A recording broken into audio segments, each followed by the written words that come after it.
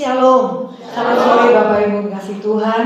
Satu kasih kemurahan Tuhan kita boleh berada di tempat ini. Dan kita tahu Tuhan Yesus ada di tengah-tengah kita. Walaupun secara kasat mata kita tidak melihat, tetapi dengan mata rohani kita tahu Tuhan Yesus hadir. Kita bersyukur punya Tuhan yang dahsyat, yang baik, yang mengasihi setiap kita. Apapun yang kita hadapi saat ini, masalah, tantangan, kesukaran, Tuhan Yesus yang akan menolong kita. Dia Allah yang ajaib, Dia membelah laut, Dia yang menentukan badai bagi setiap kita. Dia membelah laut, masalah, tantangan, kesukaran kita. Dia akan menentukan badai, masalah, tantangan, kesukaran kita. Dia membelah laut, sakit, penyakit kita. Dia yang menentukan badai, sakit, penyakit kita. Mari datang kepada Tuhan dengan segenap hati, jiwa, kekuatan kita. Di dalam Dia ada jawaban. Di dalam Dia ada kesembuhan. Di dalam Dia ada berkat yang disediakan untuk setiap kita. Dengan segenap hati, kita mau satu hati di dalam Engkau, dalam doa kami. Bapak yang baik, kami tahu Engkau ada di tengah-tengah kami Tuhan. Secara kasat mata kami tidak akan melihat Engkau, tetapi secara mata rohani kami tahu kehadiran-Mu. Kami rasakan kuasa-Mu, kami rasakan lawatan-Mu Tuhan, kami rasakan jamahan-Mu. Kalaupun ada kuasa yang bukan daripada Engkau Tuhan, Kau mau satukan hati kami, iman percaya kami, Kau mau ikat patahkan, hancurkan di dalam nama Tuhan Yesus. Nama yang berkuasa, nama yang ajaib, nama yang menyembuhkan, nama yang memberkati, Tuhan kami Yesus Kristus. Kami serahkan teman-teman kami dalam perjalanan. Tuhan hantar tibakan tempat ini dengan selamat. Kami rindu bersama-sama memuji, menyembah, menyanjung, mengagungkan Engkau, meninggikan nama-Mu, dan kami mau masuk dalam hadirat-Mu lebih dalam lagi Tuhan. Oh, terima kasih Tuhan Yesus. Kami percaya ibadah kami ibadah yang diberkati Tuhan, dijamah, dilawat Tuhan. Dan di dalam kelemahan kami tahu Tuhan, kuasa-Mu sempurna. Hebatnya tantangan kami mau katakan Tuhan, Kau lebih hebat. Kami mau berserah kepada-Mu saja Tuhan.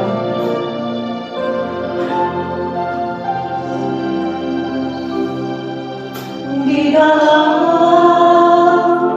kelemahanku, benar Tuhan, sempurna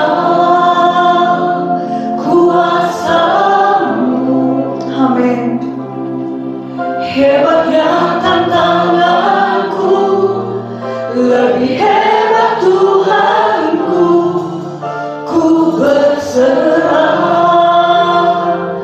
kepadamu yang membelah laut tidak terduga.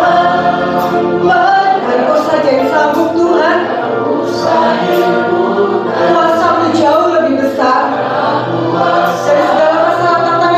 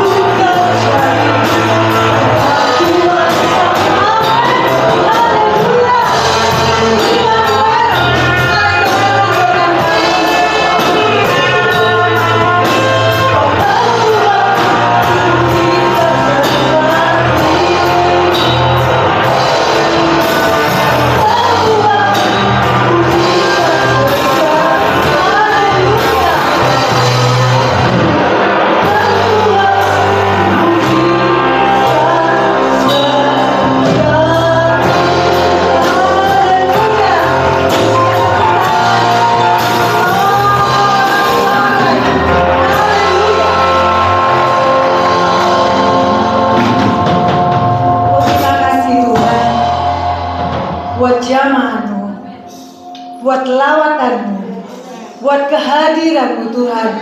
Kami dengan tantangan masalah kesukaran, kami percaya Tuhan sudah berikan jalan keluar. Kami yang sakit, kami percaya biru Tuhan menyembuhkan setiap kami. Engkau pembuat mujizat bagi setiap kami Tuhan. Engkau Allah yang besar, Engkau Allah yang kuasa. Di dalam nama Tuhan Yesus, berikan tepuk tangan sorak-sorai. Jangan kuat, jangan buruk bantu kita. Apapun di hadapan kita, Tuhan Yesus lebih besar.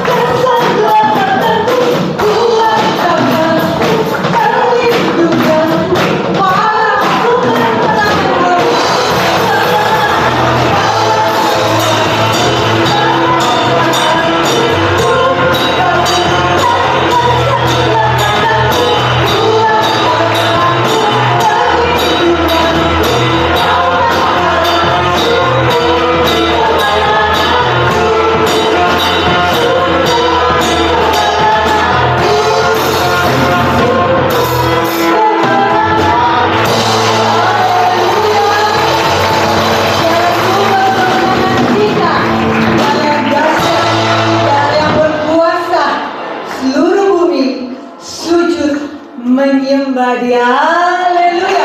Berikan sorak-sorai. Berikan sorak-sorai dari Dia. Haleluya.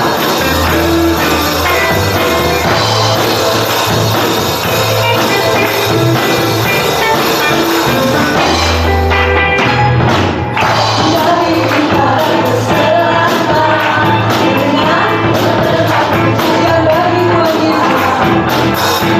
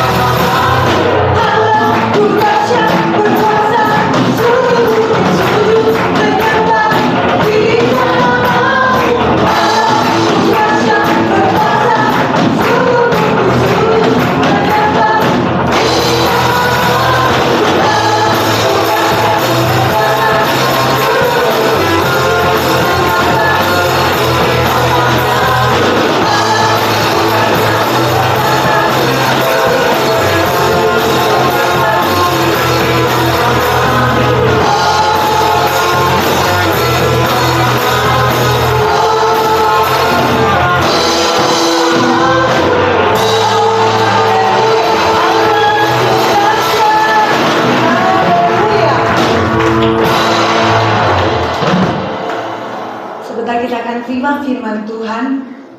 Pada mulanya adalah firman Allah, dan firman itu bersama-sama dengan Allah. Dan firman Allah yang kudus itu adalah pribadi Allah itu sendiri. Kita persiapkan hati kita, dan kita akan belajar satu pujian baru. Sama-sama kita belajar. Haleluya. Kau berkata, mendekatlah,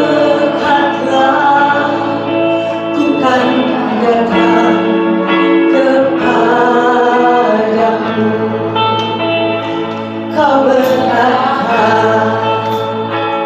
jangan aku, ku berdiam, ku percaya.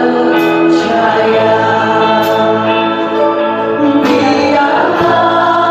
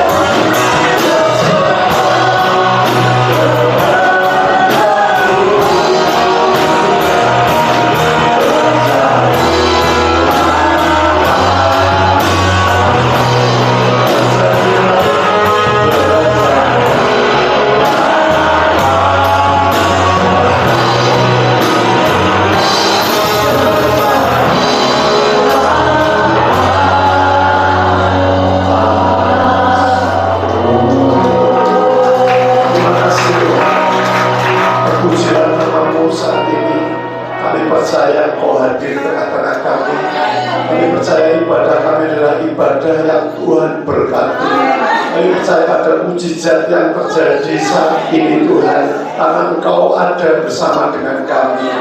Terima kasih Tuhan, kami percaya Roh-Mu sudah manunggal juga dengan roh setiap kami.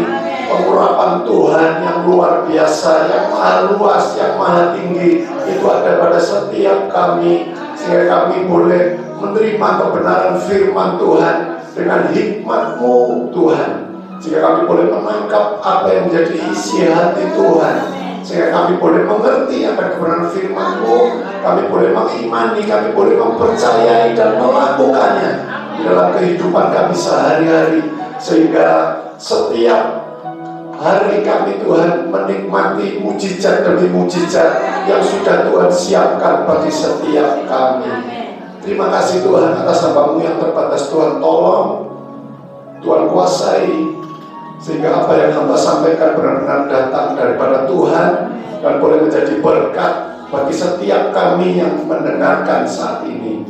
Terpujilah nama-Mu, di dalam nama Tuhan Yesus kami sudah alaskan doa dan ucapan syukur kami. Amin. Silakan duduk kembali. Shalom. Puji nama Tuhan. Berbahagia saat ini kalau kita boleh kembali beribadah kepada Tuhan dengan suasana yang sungguh luar biasa. Kita boleh memuji menyembah Tuhan, kita boleh masuk di dalam hadirat Tuhan, kita boleh beristirahat di dalam hadirat Tuhan. Ya, ada rest, ada istirahat di dalam hadirat Tuhan. Itu yang membuat kita tetap kuat, Bapak Ibu. Amin. Itu yang bisa membuat kita tetap bersuka cita. Kita bisa merasakan ada damai sejahtera, sehingga hati kita akan meluap dengan limpahan ucapan syukur kepada Tuhan. Amin.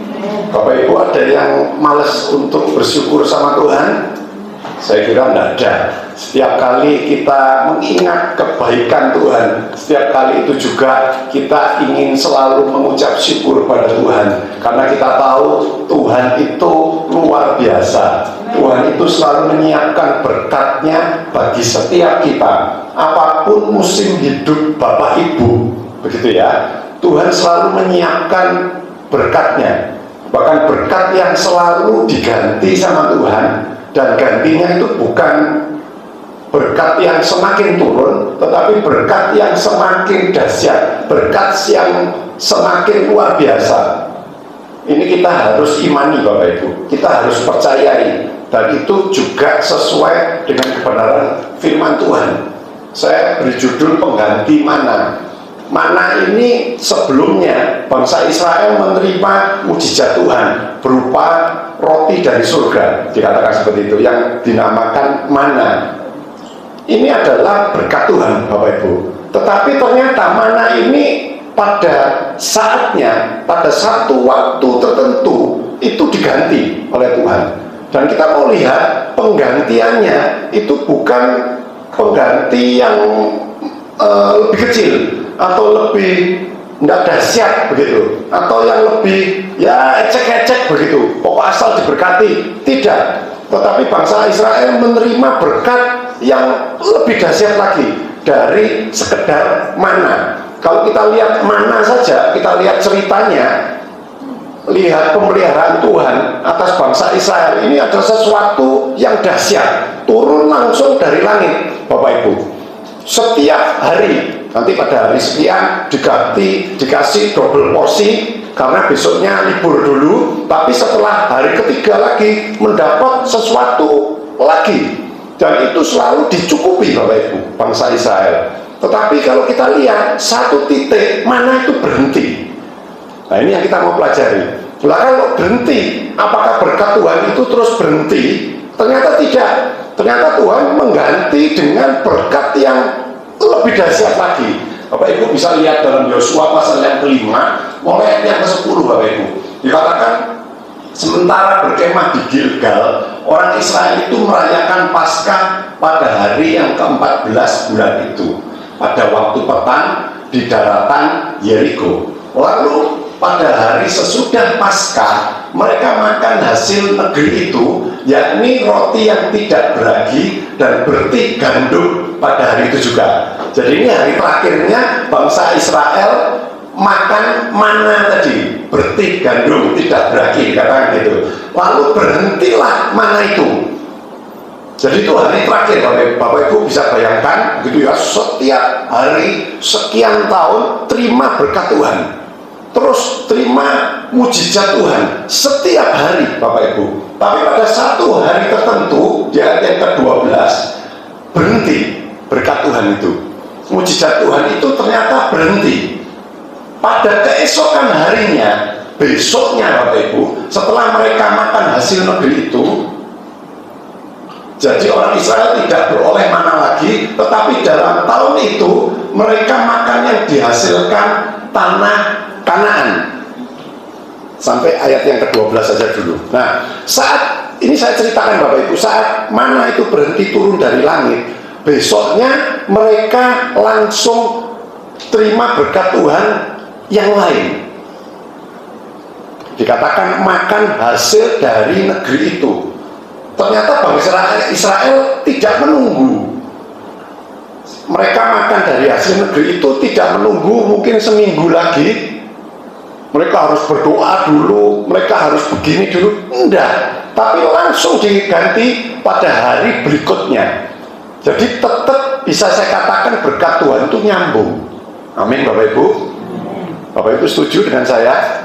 Ternyata berkat Tuhan itu tidak pernah absen, tidak pernah berhenti, tidak pernah istirahat. Tidak, selalu ada berkat Tuhan itu. Bahkan berkat Tuhan itu diganti dengan sesuatu yang lebih lagi. Atau ketika saya baca seorang hamba Tuhan, begitu ya, cerita ini dalam kesaksiannya, dia pergi menjenguk salah satu jemaatnya. Karena dia tahu jemaat ini orang yang sederhana dan mengalami sesuatu yang ya agak kurang baik begitu di dalam kehidupannya. Dia ingin datang bersama dengan pengerjanya untuk menghibur begitu ya jemaat Tuhan ini. Nah, mendengar bahwa jemaat Tuhan ini mengalami kesulitan ekonomi begitu ya, untuk makan saja agak susah. Betul, dijumpai pada saat itu jemaat Tuhan itu sedang berkumpul begitu ya, ada suami, ada istri, sama anaknya di sore-sore hari sedang makan malam begitu ya, sedang makan malam. Apa yang dimakan? Yang dimakan adalah singkong gitu ya. Singkong itu beda ya sama telo? Beda ya. Singkong itu yang kuning-kuning gitu kalau nggak salah ya. Kalau telo itu yang ungu, merah, orange itu ya. Ini kelasnya masih singkong, masih lebih bawah lagi. Mereka sedang makan malam gitu. Bukan singkongnya ini terus banyak melimpah juga enggak, cukupan begitu ya. Nah, mereka mengatakan, ya ini aku sekarang makan sehari-hari, beberapa hari ini aku harus makan singkong gitu loh. Kenapa? Memang kalian doyan singkong sampai kok semua keluarga makannya singkong? Oh enggak, dia mengatakan, kami biasa makan nasi Pak, cuman beberapa hari ini kami mengalami kesulitan, kami tidak bisa beli beras. Tapi tidak apa-apa kok Pak, dia mengatakan kepada hamba Tuhan tadi, kepada pendetanya. Toh dia mengatakan ini juga berkat Tuhan, dia mengatakan gitu. Nah, dia mengatakan Tuhan itu tidak pernah berhenti memberkati kami, dia mengatakan itu. Jadi dia tetap bersyukur meskipun di dalam satu keadaan yang mungkin bagi orang lain keadaan yang waduh kurang enak, tetapi keluarga ini tetap merasa diberkati Tuhan. Dia mengatakan ini juga berkat Tuhan meskipun ini cuma singkong gitu ya. Nah, sedianya hamba Tuhan ini mau menguatkan jemaatnya begitu ya. Dia heran, dia kagum juga dengan jawaban dan keyakinan, kepercayaan dari keluarga ini. Ini sungguh luar biasa. Nah, beberapa waktu kemudian ternyata ada seseorang yang menggerakkan keluarga ini untuk memberkati, dikasih pekerjaan yang lebih baik, penuh dengan berkat begitu ya, sehingga kembali kehidupannya semakin jadi baik lagi, semakin normal lagi. Nah, Bapak Ibu, ini sepintas saja sebuah cerita kesaksian. Nah, berbicara tentang mengenai berkat Tuhan, ini sangat menarik Bapak Ibu untuk mengingat dan kita mau mempelajari gitu ya. Pengalamannya bangsa Israel tadi, saya katakan pengalaman bangsa Israel setelah mereka keluar dari perbudakan di Mesir. Mereka harus berjalan sekian tahun dan akhirnya mereka harus, dalam tanda kutip saya katakan, menerima pemeliharaan Tuhan, roti dari surga tadi, yaitu manna. Dan pada satu waktu tertentu akhirnya mereka sampai, begitu ya, di tanah yang dijanjikan Tuhan, tanah Kanaan, tanah perjanjian. Akhirnya mereka sampai, dan seketika itu juga manna tadi itu berhenti. Dan nanti saya ulang lagi, saya ulang-ulang, setelah berhenti, besoknya, begitu ya, besoknya mereka digantikan oleh Tuhan dengan berkat yang lebih dahsyat lagi, dengan berkat yang dijanjikan tadi. Ini juga melambangkan kehidupan kita sebagai orang percaya. Kita ditebus dari dosa, kita ada satu dalam perjalanan saat ini yang masih ada dalam dunia. Kita harus bekerja, kita harus berdaya upaya, begitu ya, harus berusaha. Mungkin keadaan kita naik turun begitu, tetapi saya yakin keadaan kita pasti ada di dalam penyertaan Tuhan, ada di dalam berkat Tuhan, ada di dalam suatu keadaan mujizat demi mujizat yang selalu terjadi bagi setiap anak-anak Tuhan meskipun masih hidup di dalam dunia ini. Tetapi Tuhan dikatakan menjanjikan tanah perjanjian tadi, seperti pada bangsa Israel pada saat itu, tanah Kanaan. Begitu juga dengan setiap kita, kalau sudah mencapai finishnya nanti, kita akan masuk di dalam kerajaan surga. Amin. Ya, ada satu berkat yang lebih dahsyat lagi dari apa yang kita terima selama ini di dunia. Ini satu gambaran, Bapak Ibu. Nah ini ya, suatu gambaran bangsa Israel pada saat itu. Dia harus mengalami perjalanan, mungkin panas, dingin, begitu ya, nggak ada makanan, nggak punya kesempatan, gitu ya, untuk bekerja, mencari nafkah untuk makan. Tuhan tahu, Tuhan pelihara, Tuhan kasih mujizat, dikasih manna tadi. Nah seperti itu ya Bapak Ibu. Nah, bangsa Israel pada saat itu kalau kita lihat sejarahnya, begitu ya, suka mengeluh mengenai kehidupan jasmani mereka, padahal sudah terima berkat Tuhan, dipelihara, mereka sungguh dipelihara Tuhan, tetapi mereka masih ngomel, suka mengeluh. Maka Tuhan selalu dikatakan di situ memberikan berkat jasmani langsung dari langit, manna, roti yang turun dari surga. Nah, selama di padang gurun, Bapak Ibu, mujizat ini terus berlangsung. Tidak ada catatan di dalam Alkitab kita bahwa pada bulan kesekian, pada waktu bulan apa, mungkin begitu ya, pada tahun keberapa berkat Tuhan itu sempat cuma sedikit begitu, atau mungkin sempat berhenti karena cuaca buruk, mungkin begitu. Tidak. Tetapi dikatakan setiap hari itu terus ada pemeliharaan Tuhan. Meskipun manna itu nanti pada hari kesekian sempat berhenti, tetapi berhentinya dikasih double porsi. Jadi tetap bangsa Israel itu ada di dalam penyertaan Tuhan, ada di dalam pemeliharaan Tuhan, tidak pernah kelaparan, Bapak Ibu, karena selalu ada di dalam pemeliharaan pemeliharaan Tuhan. Jadi terus makanan itu terus, saya katakan, tersedia. Ini bukti bahwa pemeliharaan Tuhan atas bangsa Israel itu selalu ada. Meskipun balasannya dari bangsa Israel itu apa, Bapak Ibu? Sekali tempo mereka itu bersungut-sungut, marah-marah sama Tuhan, tapi mana terus diberikan. Ini kan sungguh dahsyat, gitu ya, sungguh dahsyat, terus diberikan, mujizat itu terus terjadi. Jadi Bapak Ibu, kalau kita beriman percaya sama Tuhan, kita percaya sama Tuhan, sebaiknya kita jangan ngomel, Bapak Ibu. Kenapa? Nggak ngomel pun bangsa Israel itu tetap terpelihara oleh sama Tuhan. Apalagi kalau kita bisa memiliki satu kepercayaan yang penuh sama Tuhan, kita nggak ngomel, kita tetap bersyukur. Saya katakan berkat Bapak Ibu pasti lebih dahsyat lagi. Amin. Jadi kita nggak perlu ngomel, kita nggak perlu marah. Tuhan itu pasti pelihara kita.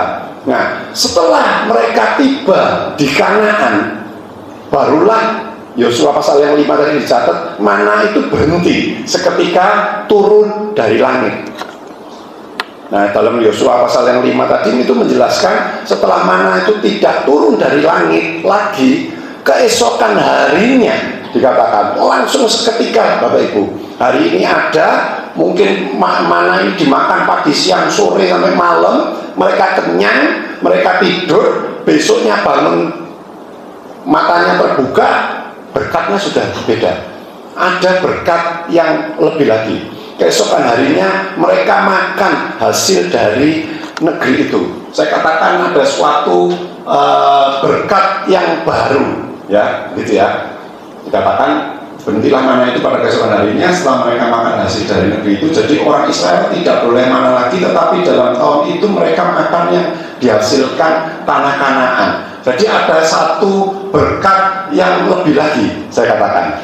Kenapa? Karena bukan cuma mana, tapi dikatakan di dalam tanah Kanaan itu ada berlimpah susu dan madu, begitu ya. Bukan berarti cuma banyak susu dan madunya saja, tetapi itu suatu gambaran bahwa berkatnya ini berkat yang lebih dahsyat lagi. Jadi keadaan mereka itu betul dicatat dalam firman Tuhan. Kalau jadi anak Tuhan, orang yang percaya sama Tuhan, keadaannya itu pasti naik, bukan turun. Begitu ya. Jadi kepala, bukan jadi ekor. Kalau kita lihat sejarah perjalanannya bangsa Israel, jalan padang gurun, panasan, kedinginan, tapi tetap dipelihara, makannya cuma satu macam, begitu ya. Terus, tapi setelah tiba di tanah Kanaan, diganti dengan hasil dari negeri yang dikatakan digambarkan penuh dengan susu dan madu. Akhirnya, maksudnya dengan berkat-berkat yang pasti semakin beragam, dan berkatnya itu berkat yang lebih luar biasa, lebih dahsyat. Maka dari itu saya katakan pengganti mana ini bukan suatu pengganti yang biasa-biasa saja, tapi keadaannya itu semakin naik. Keadaan berkatnya orang Israel pada saat itu semakin naik. Jadi kepala bukan ekor, ya. Jadi semakin baik. Keluaran 33 ayat yang ketiga itu ya, suatu negeri yang berlimpah-limpah dikatakan susu dan madu. Ada kelimpahan berkat. Dulunya cuma cukup untuk satu hari saja berkatnya, tetapi setelah mereka terima tanah yang dijanjikan Tuhan, mereka masuk, berkatnya bukan cuma sehari saja, tapi ada limpahan berkat. Ini perlu kita ketahui, Bapak Ibu. Kita perlu percayai, kita perlu imani tentang hal ini. Ada cerita yang sungguh menarik ini, Bapak Ibu, ya. Keadaannya yang jauh lebih meningkat, jauh lebih baik lagi. Dengan demikian saya katakan, bagi bangsa Israel, berkat Tuhan itu tidak pernah berhenti, saya katakan. Amin. Bagi setiap kita, seharusnya kalau kehidupan kita benar dan kita hidup sesuai dengan kebenaran firman Tuhan, saya katakan, dan kita percayai benar, kita pegang janji Tuhan, keadaan kita itu pasti akan jadi lebih baik lagi. Keadaan kita, berkat Tuhan itu tidak pernah berhenti dalam kehidupan kita. Selalu ada berkat Tuhan di dalam kehidupan kita. Jadi kalau mungkin saat ini kita dapat berkat Tuhan dari pekerjaan tertentu, mungkin saat ini mungkin pekerjaannya mungkin kurang baik, mungkin kita mengalami kerugian. Saya yakin Tuhan bisa memberkati kita dengan cara yang lain. Ini saya mengalami, Bapak Ibu, saya banyak melihat orang juga seperti itu. Mungkin secara materi mereka tidak hidup berkelimpahan, tapi ternyata Tuhan bisa berkati dengan berkat yang lain. Mungkin sukacitanya yang ditambah, mungkin damai sejahteranya yang ditambah, mungkin kesehatannya yang semakin prima, dan lain sebagainya. Untuk apa? Banyak uang, tapi kalau tidak sehat, Bapak Ibu, sakit-sakitan. Ini lebih menyiksa, bisa membuat orang itu stres, Bapak Ibu. Tapi kalau kita dilimpahi dengan berkat Tuhan, dengan berkat yang sempurna, dengan berkat yang semakin berlimpah, oh sungguh bersyukur, Bapak Ibu. Jadi kita harus ngerti konsepnya kebenaran firman Tuhan ini. Saya melihat ada seorang keluarga saya begitu, jadi dia pekerjaannya kurang baik di satu daerah tertentu, tetapi ternyata dia anak Tuhan yang sungguh-sungguh. Dia belajar juga melayani Tuhan, belajar untuk membalas kasih Tuhan di dalam hidupnya, di dalam hidup rumah tangga keluarganya. Akhirnya saya melihat, oh ternyata dia dibukakan dengan daerah yang lain. Jadi berkat Tuhan itu bisa dengan berbagai cara, dengan tidak mesti dengan pemikiran-pemikiran kita manusia yang sangat amat terbatas. Nah, bagi kita berkat Tuhan juga tidak akan pernah berhenti, saya yakin. Pasti tidak pernah stop. Ini kita harus yakini, Bapak Ibu. Ya, jangan kita terus patah semangat. Wah, kerjaanku tidak lancar, Pak. Kesehatanku juga kadang aku sakit, Pak. Terus kita terus langsung patah semangat, patah harapan. Jangan, Bapak Ibu, kita langsung ingat di dalam Yosua pasal yang kelima tadi. Ingat kisah perjalanannya bangsa Israel. Waktu terima mujizat terus, pada satu ketika dia masuk dalam tanah perjanjian. Ini apa yang dijanjikan Tuhan bagi setiap kita juga, ada berkat yang lebih dahsyat lagi, ada berlimpah-limpah, begitu ya. Jadi ada pengganti berkat, dan gantinya itu adalah berkat yang lebih oke lagi. Nah, oleh sebab itu saya ingatkan ini ayat-ayat yang dulu pada saat kita ada di gereja Rahel awal-awal itu sering dikumandangkan, begitu ya. Iman ini dikatakan harus dengan perbuatan, kalau enggak itu mati. Yakobus 2:17 itu ya. Nah, ini hendaklah kita ingat kembali, Bapak Ibu. Bukan cuma ingat-ingat saja, hafal-hafal saja, tetapi harus kita lakukan. Ya, jangan sampai iman kita itu cuman percaya toh tapi tidak mau melakukan. Ayat yang ke-20 dikatakan iman itu kosong, begitu ya. Tapi harus disertai dengan perbuatan supaya iman kita tuh jadi sempurna. Ayat yang ke-22.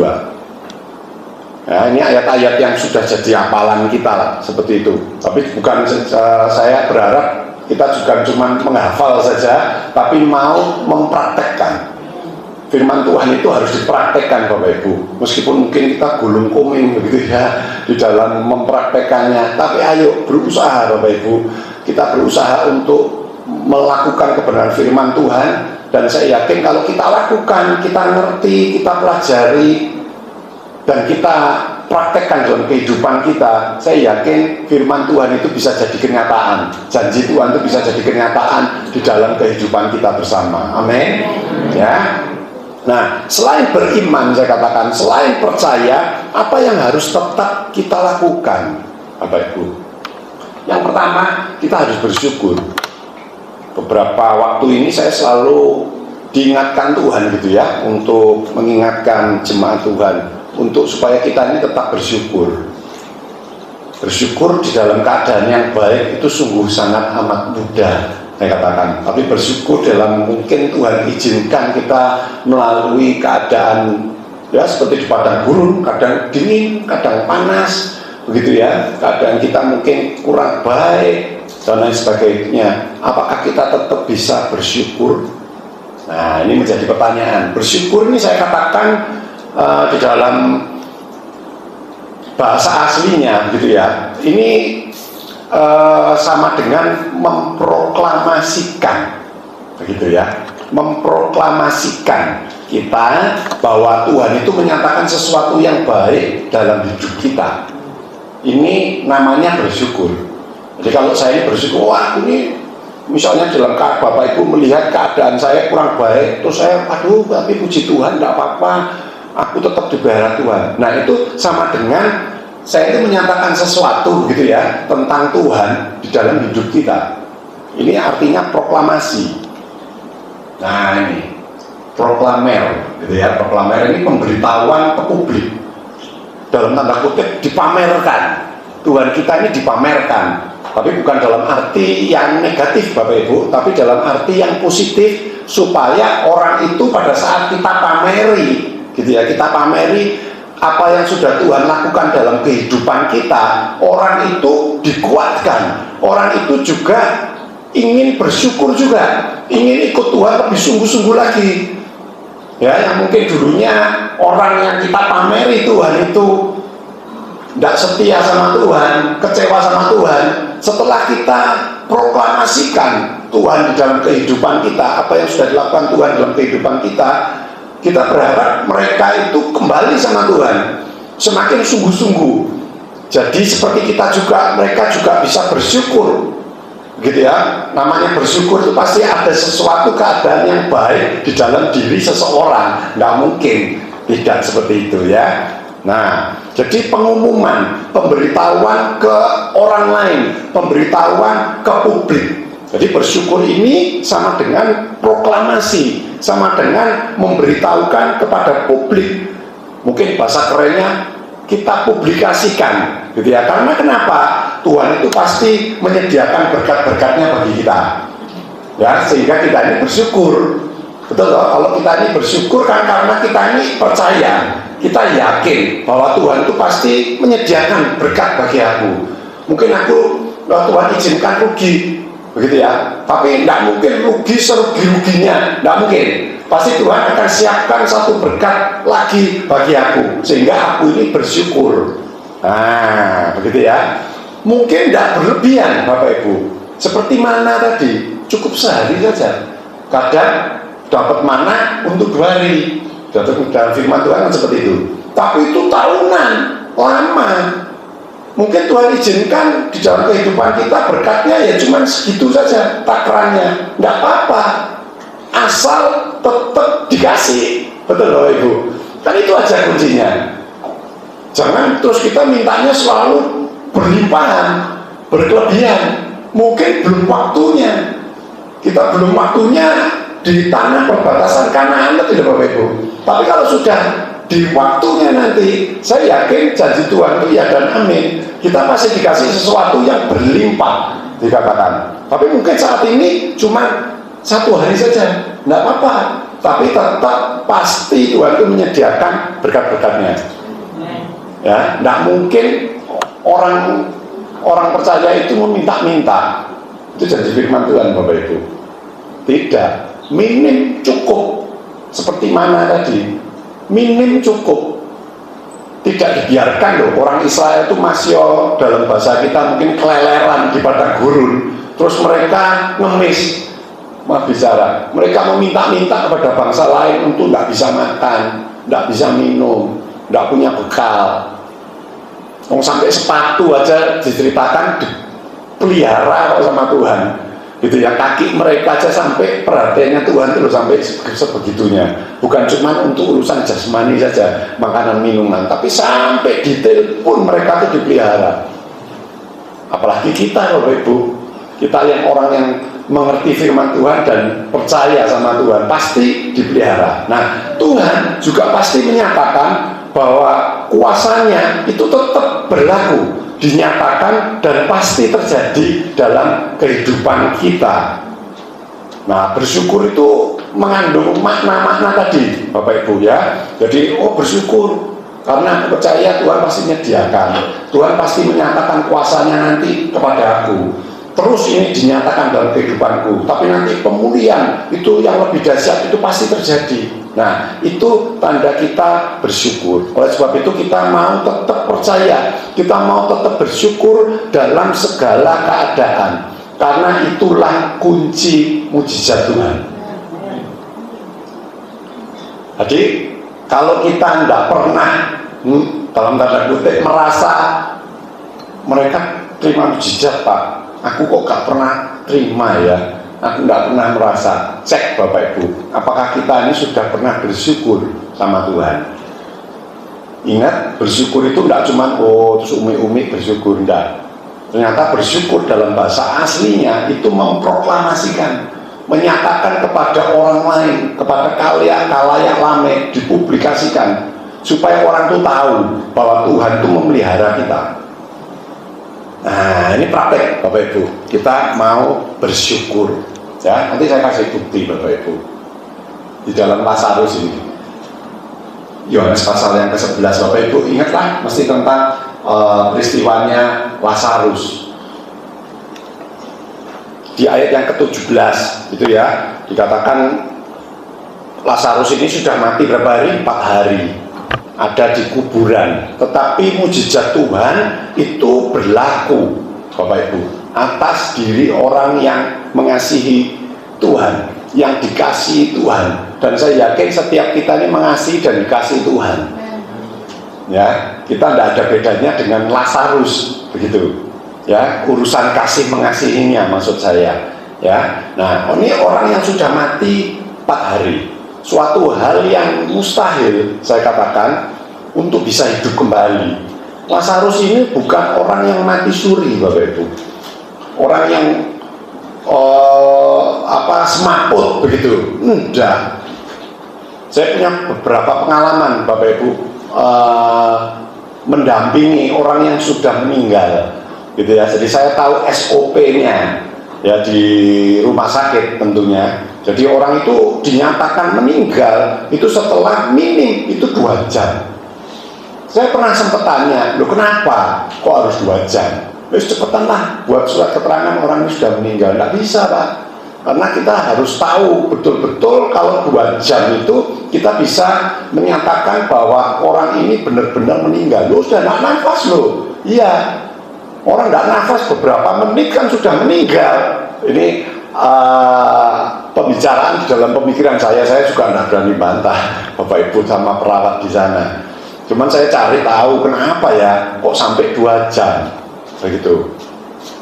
Jadi ini dinyatakan mati secara medis setelah 2 jam. Orang itu tidak bernafas begitu. Nah, hebatnya Lazarus berapa hari Bapak Ibu? 4 hari. Ini melebihi secara medis. Benar-benar kita bisa simpulkan bahwa Lazarus ini benar-benar sudah mati, sudah masuk di dalam proses pembusukan. Saya katakan, kalau sudah 4 hari. Saya selidiki ada 13 tahapan kematian dari manusia, Bapak Ibu. Nah, pada saat sudah mati 4 hari, sedikitnya orang yang mati tadi, Lazarus itu, sedikitnya sudah melewati 8 tahapan yang dialami oleh Lazarus. Dan ini cukup membuktikan bahwa Lazarus itu sudah benar-benar mati, bukan semaput, bukan mati suri. Dunia medis saja itu bisa memutuskan cukup dengan waktu 2 jam. Ini 4 hari, Bapak Ibu. Jadi tidak ada orang yang bisa menyangkal atau orang yang mengolok-olok Alkitab kita gitu ya, kalau ini karangan begitu. Tidak, ini benar-benar sudah mati. Saya kasih tahu dengan cepat aja ya. Yang pertama, tahap pertama itu ya, aktivitas otak itu berhenti gitu ya, sekitar 15 menit. Listrik dari otak manusia itu setelah itu pasti berhenti 15 menit pertama. Lalu temperatur tubuhnya itu turun, dikatakan per jam itu bisa 10 derajat. Maka dari itu kita tidak heran ya kalau orang yang sudah meninggal biasanya dingin ya badannya, sudah tidak hangat lagi. Periksa, tidak hangat, sudah adem semua. Ya itu tahap yang kedua. Tahap yang ketiga, dalam hitungan menit sel-sel dikatakan satu demi satu itu akan mati. Kenapa? Karena tidak ada oksigen lagi. Oksigen ini yang kita hirup ini sangat berguna, sehingga kalau tidak ada oksigen lagi yang masuk, sel-sel dalam tubuh manusia itu satu demi satu itu akan mati. Oleh sebab itu akan terjadi yang namanya mulai proses pembusukan di tahap yang ketiga. Oleh sebab itu beberapa tahun yang lalu, berapa tahun yang lalu lah, berapa belas tahun yang lalu, saya punya seorang pegawai, tangannya itu kena gergaji, begitu ya, terputus Bapak Ibu, betul-betul putus, lalu dibawa ke UGD, gitu ya, ke rumah sakit terdekat, lalu dikatakan gitu, saya juga cukup heran, wah sudah terpotong berarti hilang nih, cacat gitu. Ternyata enggak, temennya mengatakan, jangan dibawa itu masih bisa disambung asal enggak di dalam waktu yang lama. Ternyata betul Bapak Ibu, setelah beberapa hari dia masuk kerja lagi, saya lihat tangannya sudah tersambung gitu ya. Jadi belum sampai proses-proses di tahap yang pembusukan tadi saya katakan, karena orang tadi belum mati begitu ya. Tapi kalau sudah berapa waktu ini sudah putus hubungan dengan tubuh karyawan saya ya bisa busuk gitu ya. Lalu tahap keempat dikatakan dalam hitungan jam, kurang lebih 36 jam. Itu berarti 1,5 hari gitu ya. Nah, dikatakan kalsium itu akan terbentuk di otot. Jadi otot itu kan lentur, Bapak Ibu. Otot kita ini kan lentur. Kita ini jadi bisa gerak, bisa jalan, lari, geleng-geleng kepala. Itu kan karena ada otot yang menopang dalam tubuh kita. Dan otot itu pasti lentur. Nah, kalau ini tercampur dengan yang namanya kalsium. Kalsium itu kayak tulang, Bapak Ibu. Materialnya, salah satu materialnya tulang. Tulang itu kan atos, gitu ya. Nah, itu tercampur. Nah, oleh sebab itu biasanya kalau orang sudah meninggal kurang lebih sudah 1,5 hari, badannya mesti kaku, nggak bisa lentur lagi, pasti kaku. Makanya kalau kita lihat film-film horor gitu ya, sudah dingin, pucat, kaku, begitu ya, sudah nggak bisa lentur lagi. Nah, lalu tahap lagi selanjutnya, tahap yang kelima setelah 36 jam, otot itu kembali, bukan kaku tapi jadi rileks dan mengeluarkan yang namanya cairan. Itu. Tahap berikutnya tahap ke-6, kulit akan menyusut jadi keriput, mengering, begitu ya, sehingga akhirnya rambutnya ini bisa terkesan atau terlihat gondrong. Karena kenapa? Bukan rambutnya ini yang memanjang, tapi kulit kepala, misalnya yang rambut di kepala itu menyusut, sehingga seolah-olah rambut, misalnya rambut saya ini berapa ini? 1 cm gitu ya. Kalau ini menyusut, rambut ini kurang lebih bisa mungkin 2 cm gitu. Kayaknya kayak bertumbuh. Nah, kuku saya ini saya potongi, nggak terlihat panjang Bapak Ibu, tapi kalau saya sudah mati begitu ya, lebih dari 36 jam, nah ini bisa menyusut sehingga seolah-olah kuku saya itu panjang. Makanya saya enggak hobi lihat film horor, paling benci saya. Tapi kadang iklan lihat gitu ya. Nah, kalau film setan gitu ya, nah itu kan kukunya panjang, rambutnya gondrong begitu ya. Nah, ternyata ada di dalam tahap seperti itu. Jadi bukan kukunya itu tumbuh, kan biasanya ngayalnya kan gitu loh, kukunya biasa terus jadi tumbuh manjang, bukan. Semestinya kulitnya ini kita ini yang menyusut begitu. Nah, tahap yang ke-7, darah akan ditarik gravitasi ke bawah sehingga warna kulit itu semakin pucat dan bercak-bercak, bentol-bentol seperti begitu. Tahap yang ke-8, dalam hitungan hari enzim dalam organ akan mencerna diri sendiri, mayat menjadi kehijauan, sudah mulai membusuk, tubuh ini menghasilkan satu zat itu ya, zatnya kadaverin gitu ya namanya, saya nggak tahu zat apa ini, saya cuma ngutip saja. Nah, Lazarus di dalam 4 hari itu sudah masuk di dalam tahap ini. Semestinya Lazarus itu Bapak Ibu sudah warnanya hijau, baunya busuk, udah kaku, udah dingin, udah mengkerut. 4 hari, itu tahap yang ke-8 udah masuk dalam tahap ini. Selanjutnya tahap ke-9 sampai ke-13 itu belatung gitu ya, akan menggerogoti tubuh dalam waktu 10 hari akan habis sehingga jadi rangka. Nah, ini belum masuk tahap ini memang kalau Lazarus, masih sampai tahap yang tadi itu berhijau, bau busuk, kaku, dingin, mengkerut. Tetapi ternyata apa Bapak Ibu yang dilakukan Tuhan Yesus, terjadi mukjizat. Lazarus ini bisa bangkit dari kubur begitu ya, hidup lagi Lazarus ini. Nah, kita sekarang Bapak Ibu tidak pernah kepengen tahu apa yang dilakukan Tuhan. Ya mukjizat Pak, ya tahu saya, tapi apa yang dilakukan Tuhan sehingga bisa mukjizat itu terjadi? Saya kasih tahu Bapak Ibu. Nah, ini ayat 41 sampai 42. Maka mereka mengangkat batu itu, lalu Tuhan Yesus menghadap ke atas dan berkata, Bapa, aku apa? Mengucap syukur. Ini sudah terjadi mukjizat atau belum Bapak Ibu? Hah? Belum. Tapi apa yang dilakukan Tuhan? Mengucap syukur kepadamu karena engkau telah mendengarkan aku, memproklamasikan. Ini doanya enggak sembunyi-sembunyi loh. Tuhan di depan para murid, mungkin di depan banyak orang. Aku tahu bahwa engkau selalu mendengarkan aku, tetapi oleh karena orang banyak yang berdiri di sini mengelilingi aku mengatakannya supaya mereka percaya bahwa engkaulah yang telah mengutus aku. Tuhan Yesus bersyukur. Tuhan Yesus memproklamasikan bapaknya, dipamerkan dalam tanda kutip. Saya mengatakan pamer ini soalnya kayak konotasinya kayak negatif begitu loh. Saya kurang suka, tapi apa ya, bahasa yang positif. Bapak Ibu ngerti lah, bukan pamer yang negatif, tapi menunjukkan sesuatu yang baik, bahwa ini loh, Bapak ini luar biasa. Dan ini yang dilakukan oleh Tuhan Yesus sebelum terjadi mujizat. Nah, ini yang kita pelajari Bapak Ibu. Jadi kalau kita ini mau kehidupan kita ini penuh dengan mujizat Tuhan, berarti salah satu langkah yang harus kita lakukan yaitu mengucap syukur.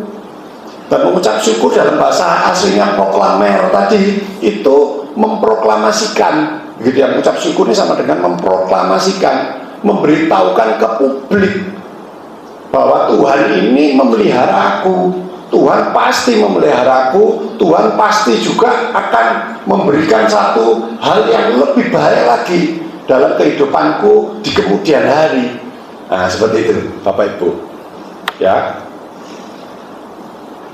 Jadi benar ya, dari Tuhan itu ini yang dilakukan Tuhan. Jadi menandakan bahwa Tuhan Yesus itu percaya kepada Bapaknya. Tuhan Yesus memproklamasikan bahwa Allah Bapa sanggup untuk melakukan, sanggup untuk memberikan yang terbaik. Sehingga terjadilah yang namanya mujizat tadi. Tuhan Yesus mengajar kita untuk bersyukur, untuk memproklamasikan bahwa kuasa Tuhan itu pasti bekerja di dalam diri setiap orang percaya. Ya, ini satu poin. Dan 7:4. Satu lagi. Nah, kita harus berusaha dan tidak putus asa. Tidak cukup kita cuma bersyukur saja. Saya kasih cerita aja lah sebagai penutup. Bapak Ibu, ada seorang yang namanya Chan Kong San. Dia lahir 7 April tahun 54. Pada saat itu dia masih anak kecil, begitu ya, mungkin umur beberapa tahun, balita begitu ya. Dan karena anak kecil ini sakit-sakitan, begitu ya, sama orang tuanya itu mau dijual, hampir dijual. Bukan karena orang tuanya itu jahat, orang tuanya tidak peduli dengan anaknya, bukan, tapi dia merasa kasihan, dia mau jual kepada seorang dokter anak yang dia anggap sanggup untuk memberikan kesembuhan bagi anaknya yang perlu dioperasi, begitu. Ini latar belakangnya. Lalu akhirnya ada seorang temannya yang memberkati dia, sehingga akhirnya batal. Dia dipinjami sejumlah uang, sehingga anak kecil ini berhasil dioperasi dan sembuh. Lalu pada tahun 1960, gitu ya, berarti umurnya anak ini berapa? Sekitar 6 tahun, gitu ya. Ayahnya harus berimigrasi, gitu ya, ke Australia, ke Canberra, ya. Nah, Chan Kong San tadi, Chan kecil tadi dikirim ke sekolah, begitu ya, namanya Peking China Drama Academy. Dia bergabung, gitu ya, di dalam satu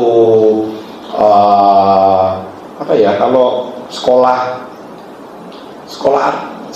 apa, aktor aktris apa ya namanya? Piagam apa? Oh, teater. Nah, semacam teater, betul. Nah, di tempat teater itu mereka bergabung dengan Seven Little Fortunes, gitu ya, yang akhirnya membawa Chan tadi, karena ini anak kecil yang ternyata wah punya bakat yang bagus, gitu ya, masuk ke dunia perfilman. Yang pertama kali itu dia pada saat berusia 8 tahun. Nah, dia punya nama panggung, begitu ya, Yuen Long, gitu ya. Ini bersama aktor yang terkenal Bapak Ibu. Kalau Bapak Ibu tahu film-film Hong Kong atau China, Sammo Hung, pernah tahu ya?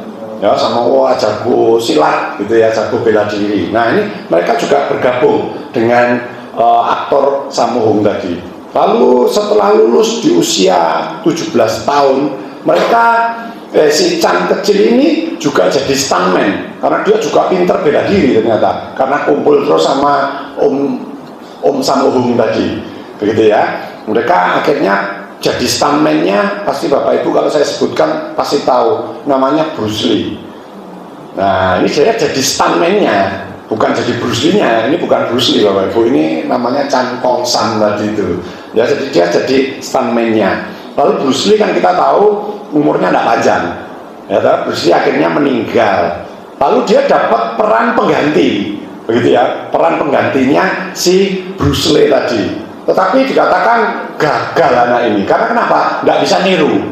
Dia jago bela diri, tapi dia tidak bisa niru gayanya Bruce Lee tadi. Gagal terus, hampir pokoknya gagal. Tapi dia tidak putus asa. Bapak Ibu, Chan Kong San ini tidak putus asa, dia terus berusaha. Dia tidak mau membiarkan keadaan mengendalikannya. Dia mengatakan, aku tidak mau keadaan itu mengendalikan aku. Dikatakan, aku harus mengubah keadaan. Dia punya tekad seperti itu, Bapak Ibu. Dia tidak mau. Dia akhirnya bertemu dengan pengawasnya yang mendidik dia, yang namanya Jack, gitu ya. Akhirnya dia dikasih julukan baru, gitu ya. Tadi kan Yuen Lo. Sekarang dia dikasih julukan Little Jack karena pengawasnya itu namanya Jack. Siapa dia, Bapak Ibu? Ini orangnya, Jackie Chan. Jadi Jackie Chan itu ternyata kehidupannya masa lalunya itu ya kurang baik begitu ya. Dia hampir dijual, sakit-sakitan, segala macam. Dia sempat ditolak karena tidak bisa menirukan si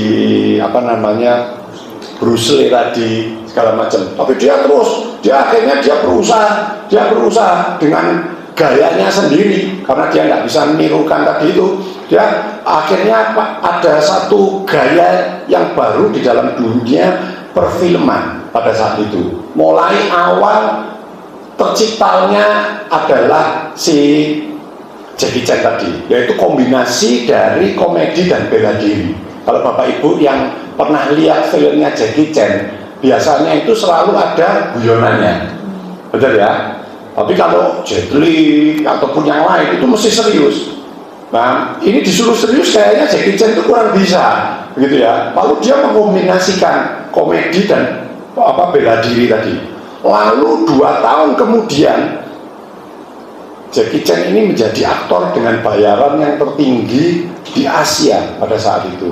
Dan bukan cuma di Asia saja, Hong Kong sekitarnya, bukan situ saja, tapi bisa merambah ke Amerika, ke Hollywood. Saat ini udah nggak usah heran ya, Jackie Chan ini dikenal sebagai aktor, sutradara, stuntman, produser, penulis naskah, penyanyi, koreografer, gitu ya. Punya peran utama di 200 film, gitu ya. Catatnya seperti itu, merilis 20 album dan lain sebagainya. Dan kalau kita lihat di dalam kehidupannya Bapak Ibu, yang menarik yang kita perlu contoh, dia tidak pernah putus asa. Jackie Chan terus berusaha. Saat mengalami masalah, tertolak, dia tetap berusaha, tetap melakukan pekerjaan sebagai aktor. Dia tidak mau keluar dari aktor, dia tetap berusaha. Ditolak jadi stuntman, tetap berusaha. Nah, ini yang perlu kita contoh Bapak Ibu. Kita sebagai anak Tuhan, apalagi Bapak Ibu, kita punya Bapak yang segalanya, Bapak yang luar biasa. Kita sudah dikasih contoh tadi, kita harus bersyukur dan kita harus berusaha. Gampang itu aja, 2 hal, tidak sulit-sulit ya. Ibadah kita pada saat ini, kita sudah memuji, menyembah, masuk dalam hadirat Tuhan. Pesan Tuhan cuma 2, kita suruh bersyukur terus supaya kita menerima mujizat Tuhan. Kita suruh berusaha terus, karena Tuhan pasti akan buka jalan pada satu waktunya nanti. Kita yakini hal itu, tidak perlu bersedih hati, tidak perlu susah, tidak perlu seperti bangsa Israel ngomel, tidak perlu, tetap bersyukur. Adakan mujizat itu dalam diri setiap kita, dan kita mau terus berusaha. Matius 6 ayat yang ke-34 dikatakan, sebab itu janganlah kamu khawatir akan hari esok ya, karena hari besok mempunyai kesusahannya sendiri. Kesusahan sehari cukuplah untuk sehari. Ya, tidak perlu terus kepikiran sampai stres, sampai sakit. Tidak perlu seperti itu, terus saja berpikir positif. Hari ini aku susah, ada masalah, aku yakin pasti diselesaikan Tuhan. Besok hari yang baru. Udah gitu aja. Isi going aja di dalam kehidupan kita. Udah gampang aja. Wong kita ini dipegang Tuhan kok. Kita dipelihara Tuhan kok. Kok kita jadi susah-susah begitu ya. Dan kita percaya Ratapan 3 ayat 22 dikatakan tak berkesudahan kasih setia Tuhan, dikatakan tak habis-habisnya rahmatnya, selalu baru tiap pagi besar kesetiaanmu. Amin. Selalu baru Bapak Ibu. Dan nanti satu hari tertentu itu akan digantikan dengan kelimpahan. Dikatakan suatu negeri yang limpah dengan susu dan air madu. Amin. Mari kita tunduk kepala, kita berdoa. Bersyukur Tuhan, di dalam segala keadaan kami memiliki Engkau, Allah yang sanggup untuk memelihara kehidupan kami, yang sanggup untuk membuka jalan bagi setiap permasalahan kami, sanggup untuk memberikan kesembuhan yang sempurna bagi kesehatan kami. Kami percaya masa depan ada di dalam tangan Tuhan, dan kami mempercayainya bahwa masa depan yang Tuhan siapkan, sediakan bagi setiap kami itu yang terbaik di dalam bagi setiap kami. Terima kasih meteraikan setiap firman-Mu Tuhan, untuk kami senantiasa bersyukur dan selalu berusaha tidak patah semangat di dalam Engkau. Terima kasih Tuhan, dalam kuasa Roh Kudus memeteraikan dan memampukan kami untuk melakukannya. Berdoa untuk Ibu Rohani, Bapak Ibu Gembala kami, Tuhan berkati pemimpin-pemimpin rohani kami, Tuhan berikan hikmat, Tuhan berikan pengurapan, memberikan kekuatan, kesehatan, sukacita, sejahtera bagi setiap mereka, bahkan juga untuk seluruh keluarga besarnya, Tuhan memberkati. Dan biarlah mereka semua bergandeng tangan untuk membimbing kami untuk lebih hari lebih menyenangkan hati Tuhan. Terpujilah nama-Mu, di dalam nama Tuhan Yesus kami sudah alaskan doa dan ucapan syukur kami. Amin. Tuhan Yesus berkati. Saya serahkan kembali kepada Bapak Gembala.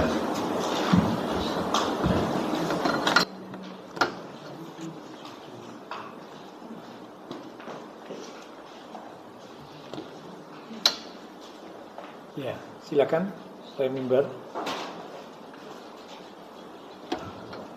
Silakan ke depan Pak Mimbar. Terima kasih kepada PNT yang sudah melayani. Ya, kita diajar melalui pesan firman Tuhan supaya kita bersyukur dan kita terus berjuang tentunya bersama dengan Tuhan, mengandalkan Tuhan, karena di dalam Tuhan selalu ada jalan keluar. Ya. Mari sama-sama kita bangkit diri. Kita katakan lewat satu pujian, sungguh bersyukur tadi sudah disiapkan di hati dia. Kau menyertai hidupku selama ini. Bapakku berterima kasih untuk kasih setiamu yang tak pernah berakhir. Tuhan, sungguh bersyukur Kau menyertai hidupku selama ini. Bapakku berterima kasih untuk kasih setiamu yang tak pernah berakhir.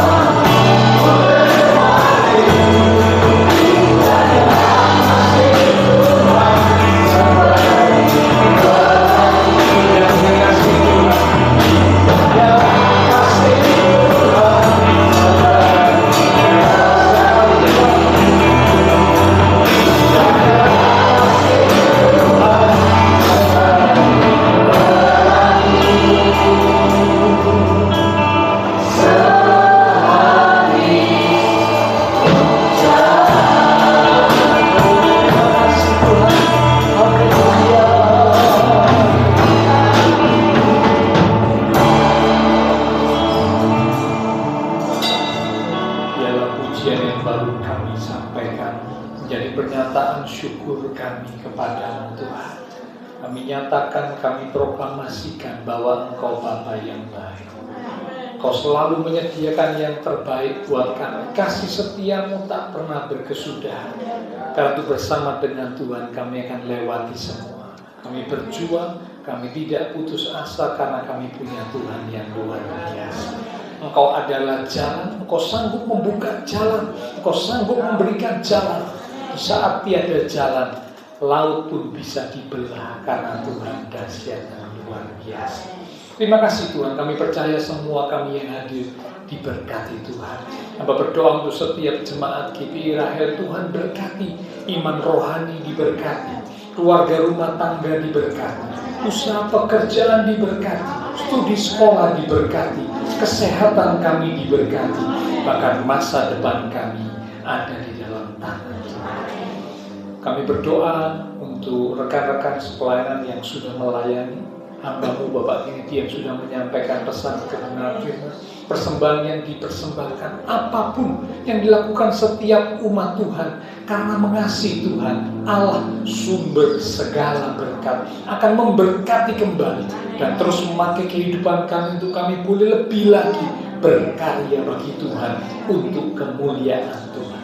Kami berdoa buat teman-teman seiman yang tidak bisa hadir. Tuhan menilik, melawat setiap mereka. Mungkin ada mereka yang sakit, Tuhan jamah. Pulihkanlah kekuatan, kesehatan, kesembuhan di dalam nama Tuhan Yesus. Oleh bilur Tuhan Yesus, teman-teman seiman kami yang sakit disembuhkan, yang lemah dikuatkan, yang susah dihiburkan. Pada yang menghadapi masalah pergumulan, kami percaya Tuhan menyediakan pertolongan tepat waktu. Kami bersyukur pula Tuhan telah tolong kepada Ibu Ferry Wanda boleh melahirkan dengan selamat. Tuhan pulihkan kekuatan kesehatan untuk Ibu Ferry. Bayi yang baru dilahirkan juga Tuhan peliharakan bertumbuh kuat sehat di dalam Tuhan. Kami berdoa memberkati bangsa negara kami Indonesia, pemimpin-pemimpin bangsa kami, kota kami Surabaya, demikian juga tangga lingkungan sekitar gereja Tuhan. Berkati setiap jemaat Tuhan yang berulang tahun sepanjang minggu ini dengan pertambahan usia yang Tuhan beri, membawa kami semakin dekat Tuhan, semakin sungguh mengasihi Engkau Tuhan. Setelah selesai ibadah, kami akan berpisah satu dengan yang lain, kembali ke aktivitas kami, kembali ke keluarga rumah tangga kami. Biarlah segala berkat, anugerah, damai, sukacita yang melimpah dari Allah Bapa Surga, kasih Tuhan Yesus Kristus, persekutuan dengan kuasa Roh Kudus akan terus memimpin menuntun langkah kehidupan setiap kita. Itu terus menyertai kita sekarang mulai malam ini sampai Maranatha Tuhan Yesus datang kembali. Di dalam nama Tuhan Yesus Kristus, semua yang percaya diberkati Tuhan. Mari bersama dengan iman kita berkata, Amin. Tuhan berkati kita sekarang.